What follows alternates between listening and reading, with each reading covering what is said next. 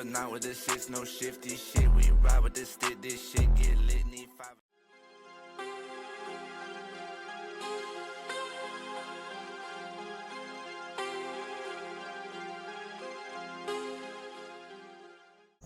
What's up, YouTube? Welcome back to the channel.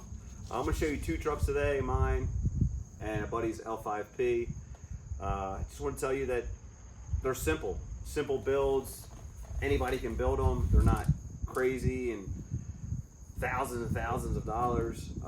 And you can do pretty much anything with these trucks as you would with a stock truck. But we just look a lot better than a stock truck. That's really it. These trucks aren't crazy like you see on Instagram with all the powder coated frames and wheels and piping kits and all this wild, extravagant stuff, show trucks. But these trucks can do anything that anybody else can. Thanks for watching. I appreciate it.